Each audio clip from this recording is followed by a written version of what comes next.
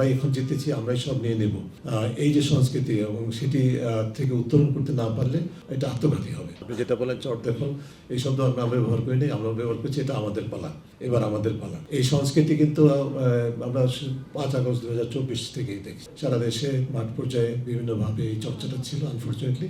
তো আমাদের প্রত্যাশা যখন নির্বাচিত সরকার, এত গণরায়ের উপর ভিত্তি করে নির্বাচিত সরকার, তারা এই বিষয়টিকে সর্বোচ্চ প্রাধান্য দেবে, যাতে করে এই যে হাত বদলের সংস্কৃতি, এটা আমাদের সময়, আমরাই এখন জিতেছি, আমরাই সব নিয়ে নেব, এই যে সংস্কৃতি এবং সেটি থেকে উত্তরণ করতে না পারলে এটা আত্মঘাতী হবে।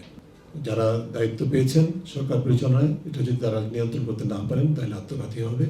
জনগণের জন্য অবশ্যই কষ্টদায়ক হবে, পুরো বোঝাটা জনগণকে বইতে হবে। কিন্তু আমি মনে করি যে যারা যদি সরকার নিজের থেকে এই বিষয়টিকে প্রতিহত করতে না পারেন, যে এটা আমাদের পালা, এই সংস্কৃতি থেকে উত্তরণ ঘটার জন্য সার্বিক ভাবেই অত্যন্ত সর্বোচ্চ প্রাধান্য দিয়ে যদি পদক্ষেপ গ্রহণ করা না হয়, তাহলেই সরকারের জন্য আত্মঘাতী হবে।